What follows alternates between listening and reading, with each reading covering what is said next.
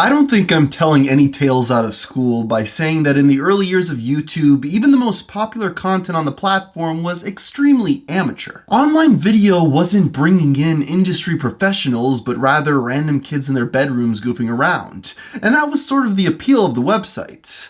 But that's not to say there wasn't anyone with an understanding of filmmaking on the platform. In fact, back in 2011, one of the biggest creators on the entire site was a man named Freddie Wong. For years he made action short films with special effects at a quality never seen in online video before, with his uploads often getting tens of millions of views. So if his channel was so successful, you might be asking yourself what happened to cause him to abandon it, with there being no new uploads on his account since 2018. Well, today I'll share the tale of a man who yearned for things bigger than YouTube. This story begins in the mid-2000s when Freddie met his future collaborator Brandon at the University of Southern California of Cinematic Arts. While other students were interested in indie coming-of-age movies and art house films, they had a fondness for action and fighting movies, as well as special effects-heavy blockbusters. This camaraderie transferred over into them starting to make short videos for the emerging industry of online video, specifically YouTube. While their early content was nothing more than film school projects, as time went on, Freddie started to build up a following online, and upon graduation saw himself making videos that catered specifically to YouTube viewers. With their formal education, it gave them an advantage over much of the other content at the time that was nothing more than people talking in front of a webcam. Another point I should add is that Freddie also was playing Guitar Hero at a professional level when the series was at its height of popularity. That on top of their video background helped them build an online fan base before people really even understood what that meant. And they were only getting started. So with the love of visual effects, action movies, and the internet, they quickly grew a channel constantly posting interesting short films with a ton of collabs.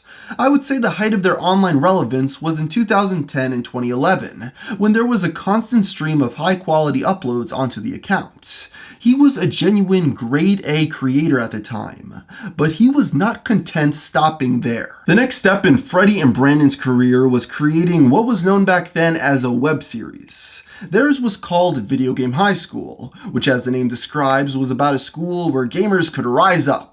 I was young at the time, so I'm not sure if that concept was as cringy back then as it is now, but needless to say, it was an early success story of Kickstarter, raising over $250,000, which actually seems kinda low considering how popular they were. As for the quality of the show, I remember watching the first season when they were being released and recalled it not really being for me.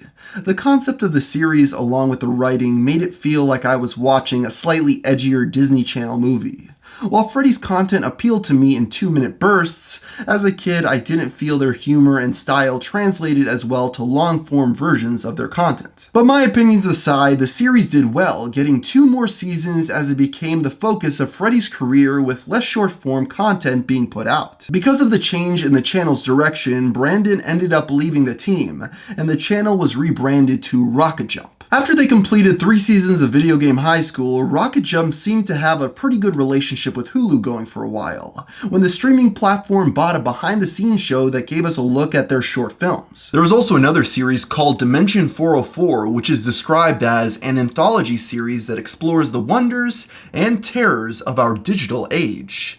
Now, where have I heard that before? Both shows were cancelled after 1 season, so it seems that having someone else finance their endeavors didn't work out as well as they thought. I think a lot of creators like the idea of getting a show bought by a big channel or streaming service, so they can get more money to play around with and just focus on the creative side of things. Little do they know that most of their time will be spent pitching projects, having them stuck in development hell, and even if they do come to fruition, most likely be cancelled after a season. Unfortunately, Freddie's IMDb just kinda stopped after Dimension 404. Just like many other YouTubers that tried to transition to the mainstream, it didn't work out exactly as planned. Just because his ideas worked on an early YouTube doesn't mean it will work elsewhere. To be clear, I don't know the exact behind-the-scenes details here, but I've seen so many other YouTubers go down this path that the story basically writes itself. The last content posted on RocketJump was in 2018 with the 2nd season of Anime Crime Division, a show that they made with Crunchyroll. The first episode pulled in 5 million views, yet by the end of the series they were only pulling in around 500,000. After this, it seems like the channel just fizzled out. My guess would be that they could no longer find bigger companies to pay for their productions. It should be noted that they still get 10 million views a month and gain 20,000 subscribers in that same time frame. If they did decide to come back and make the comedic action shorts that they were once known for, I actually think they could do pretty well. But maybe not if we listen to what Freddie has to say on the subject. In a recent podcast, when Freddie was asked about the change in the channel's direction to the bigger projects, he cited the algorithm change that took place in 2011 as making them need to switch their business model. At that point, YouTube valued higher watch time, which was difficult to achieve with short, VFX-heavy films. So because of this, Freddie for the most part abandoned the content that made him famous. While yes, it's true that the algorithm encourages long-form content since 2011, I feel claiming that he had no choice but to change is a bit of a cop-out. While not ideal, shorter videos often have a viral aspect to them that longer content doesn't, and can be more easily shared on other platforms like Facebook, Instagram, and Twitter. I'm sure it was a blow at the time, but if Freddie wanted to make a sustainable business model around this short-form content, he could have. Though it doesn't really matter that much now since RocketJump's once vibrant channel is now pretty dead. So if Freddie isn't making a television series, movie, or YouTube video, what has he been up to? Well, the answer to that is podcasting, where he has multiple shows. One where he comes up with story ideas and scripts for films, and another where he plays Dungeons and Dragons with his friends. I don't know how many people listen to these shows since the analytics are not public knowledge, but I have a feeling Freddie is no longer making content for online viewership, but rather for fun.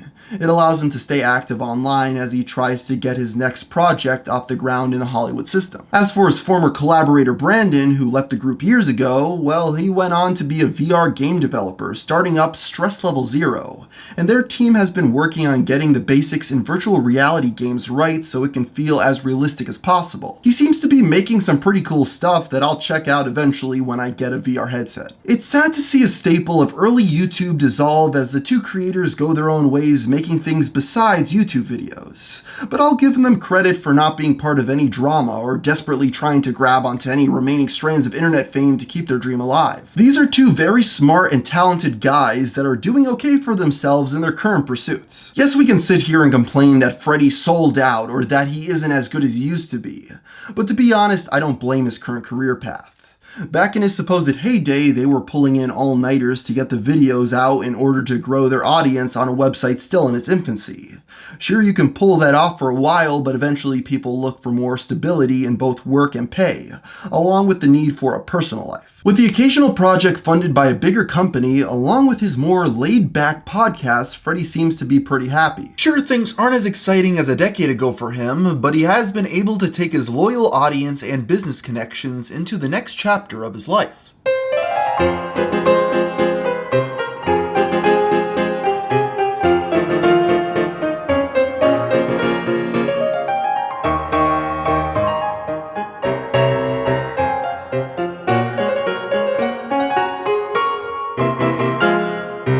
Votre toast, je peux vous le